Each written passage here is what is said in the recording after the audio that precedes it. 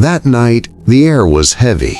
The wind carried the smell of damp earth, suffocating and thick.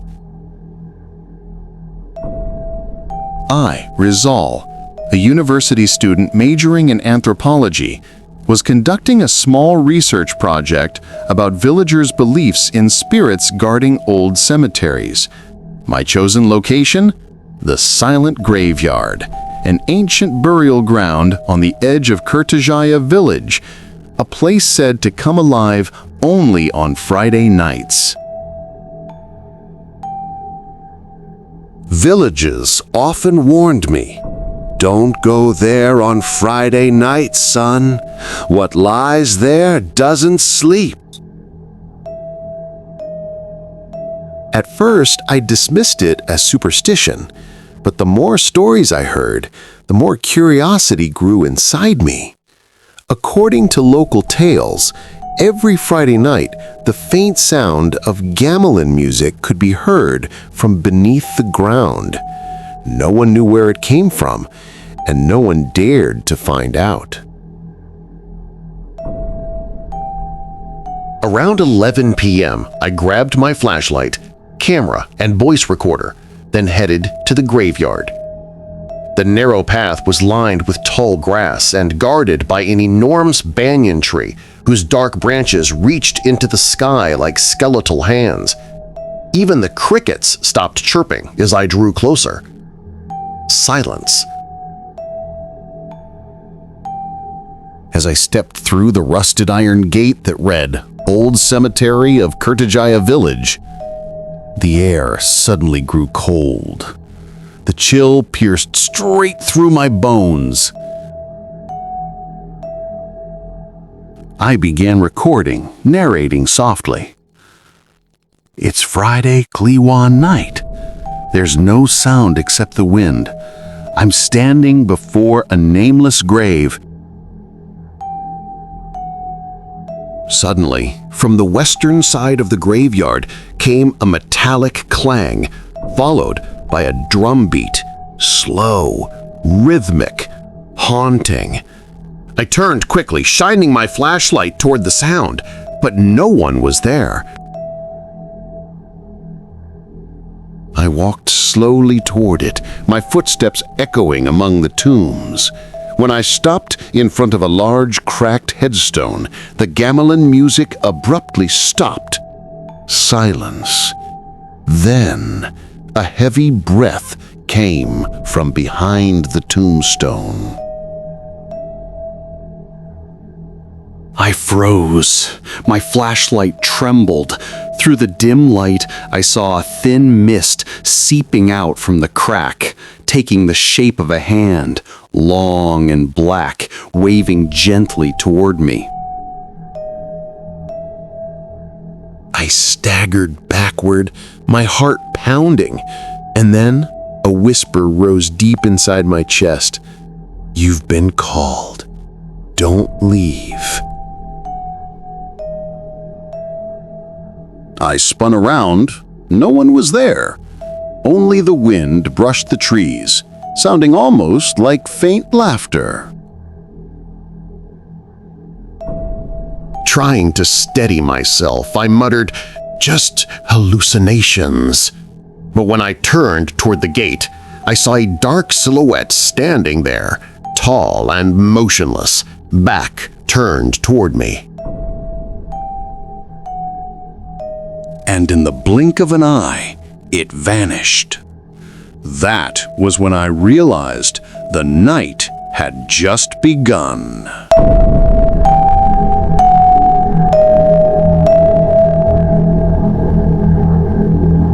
I ran for the exit but froze when the gamelan music returned, louder, faster. The rhythm was unnatural, like a song from another world. My camera suddenly shut off, though its battery had been full. My flashlight flickered, then died. Only the pale moonlight remained.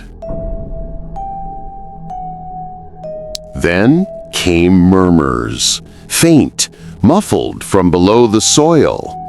It sounded like people praying in a language I'd never heard. Ara katum. The chant rose and fell like waves. Then a voice whispered directly in my ear. Rizal, write your name on the stone. I froze. How did it know my name? As I stepped back, my foot hit something. A fallen, moss-covered tombstone. On its surface, one faint letter remained. Here rests R. Only the letter R was visible, the first letter of my name. The air grew even colder. A foul stench, like rotting blood, rose from the soil. From between the grass, gray smoke began swirling around my feet. Within that smoke, I saw a face. Pale, eyeless, noseless, with only a long smile carved across its skin. I stumbled backward, scraping my knee. From all around came the sound of footsteps, though I saw no one. The ground trembled slightly, as if something was crawling beneath it. Then, the earth cracked open before me. From the fissure, a black, slimy hand shot out, clawing the air. It gripped the edge of the tomb and pulled itself upward, revealing a decaying body, wrapped in torn burial cloth, its hollow eyes fixed on me. I screamed and ran toward the gate, but every step stretched endlessly. The exit seemed to drift further away, swallowed by fog. Behind me, that same voice whispered again, clearer this time. You cannot leave until you've listened. And once more, the gamelan thundered, now joined by the weeping of a woman, echoing beneath the banyan tree.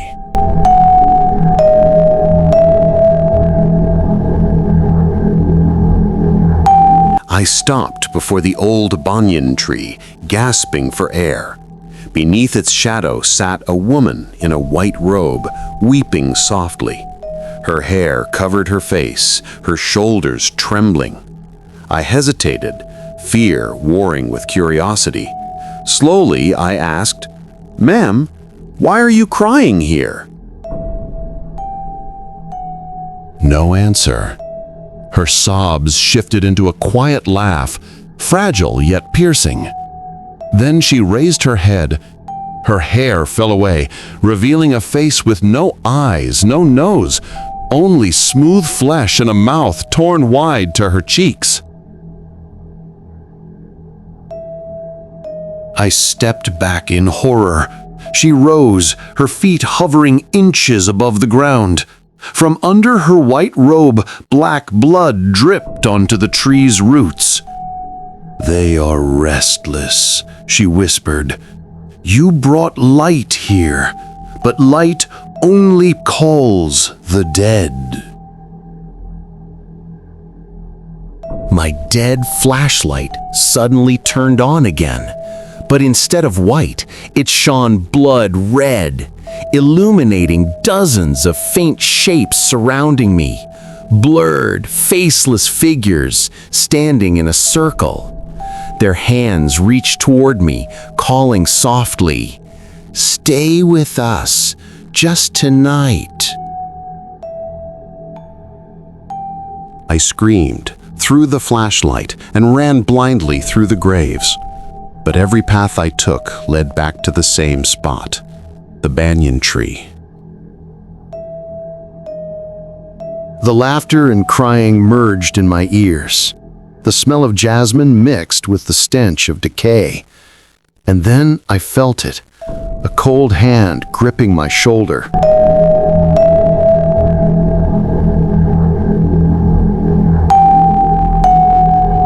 That cold hand pressed down so hard I could barely breathe. Slowly, I turned. It wasn't human. The figure was thin, its skin peeling like burnt paper. Its eyes were hollow, oozing dark smoke. Its mouth moved without sound, yet its voice echoed inside my head. Rizal, write your name on the stone. Only then you may leave. I froze. What stone? But its bony finger pointed to the large, cracked tombstone beneath the banyan tree. On its base, new markings had appeared, deep scratches forming the letter R. The same whisper from earlier, the same letter. It was clear now. They wanted another name among the dead. I ran, but the earth trembled violently. Tombstones toppled, echoing like drums. From the soil, skeletal hands clawed upward, reaching for me. Stay with us, Rizal.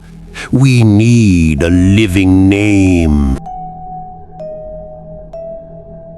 Their voices came from every direction. I tried to break through the fog, but the path ahead dissolved into nothingness. I could barely see the pale moon above. Then she appeared again, the woman in white, gliding toward me. Her featureless face stretched wider, the slit mouth curling into an inhuman grin. You entered uninvited. Every guest must leave something. What do you want? I croaked. A name, a face, a breath. My chest tightened. Panic filled me. But suddenly, in the distance, I heard the faint sound of the adzan, the Islamic call to prayer. Soft, distant, yet clear. The moment it echoed through the graveyard, the woman shrieked, a long, piercing scream. Her body dissolved into black smoke, sucked into the ground. But her scream made the earth quake harder. The tombs cracked open, revealing countless faces beneath the soil, eyes hollow, mouths frozen in eternal screams. I ran toward the direction of the azan, lungs burning. But every time I neared the exit, something yanked my shirt from behind. I fell, turning to see the woman's hand gripping my clothes, her body half buried, torn between two worlds. She looked up, her mouth opening impossibly wide as she roared, "You have been chosen!" And the ground swallowed me whole. Darkness, cold, silence. I don't know how long I was trapped. Around me were faint shadows, sitting in a circle, whispering in an unknown tongue.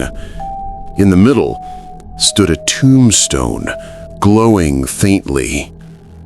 On its surface, letters began carving themselves. R-I-Z-A-L.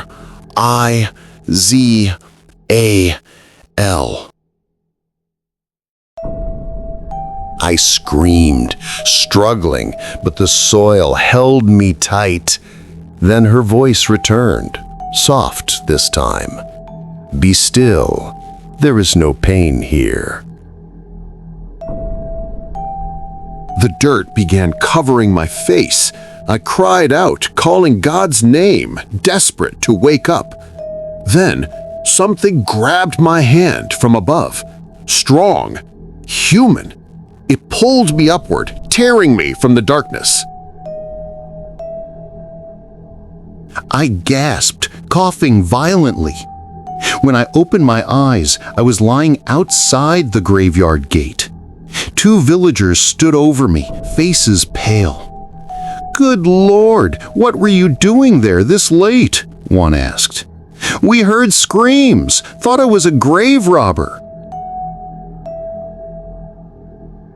I couldn't speak. My body was covered in mud and dried blood. In my right hand, I still clutched a broken piece of a tombstone with the letter R carved into it.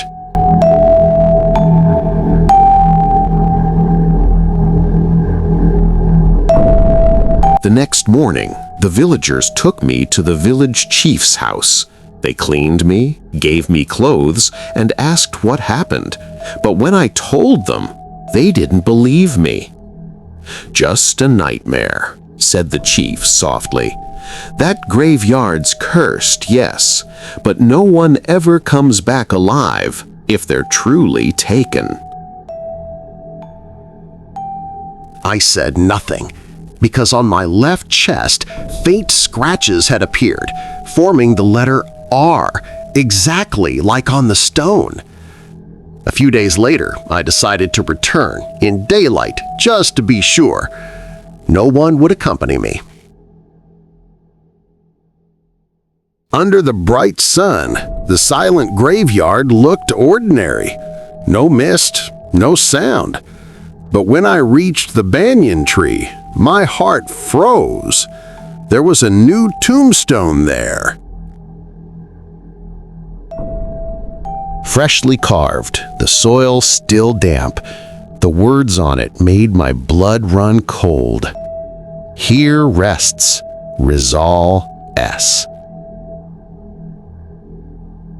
I stared for a long time. The date engraved below my name was the same as that Friday night. My hands trembled. Maybe someone was playing a cruel joke. But as I leaned closer, I saw muddy fingerprints along the edge, identical to the dirt still caked under my nails. I stumbled backward, breathing hard. From behind the banyan, a woman's soft laughter floated through the air, the same voice from that night. "I told you, every guest leaves something behind." I fled without looking back. But since that night, my life was never the same. Every Friday at midnight, I wake up suddenly. The air turns cold. Outside my window, the faint sound of gamelan drifts by. Sometimes, in the mirror, I glimpse her, the faceless woman in white, standing behind me, smiling. I've moved cities, even countries, but she always finds me. And just days ago, a friend from my university, who took over my abandoned research, sent me a message at 11 p.m. "I'm at the silent graveyard now. Weird, one of the graves has your name, but the last letter's missing. I'll take a photo later." That was his last message. He vanished afterward. Police found his camera near the gate, but no body. Only one strange thing was discovered there: a new tombstone, damp and fresh, with faint writing carved into the soil. "Here rest Rizal S. and Rendra."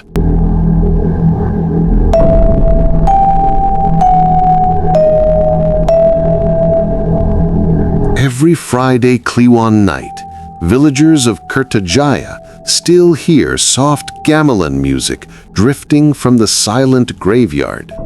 No one dares go near. Those who pass by say they see 2 figures under the banyan tree, a man and a woman in white.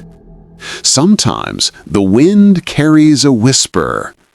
"Write your name so you won't lose your way home." And ever since that night, the place is no longer called the Silent Graveyard, but the graveyard that calls your name. Terima kasih telah menonton. Jangan lupa subscribe, like, share, komen, dan ikuti kisah-kisah horor lainnya.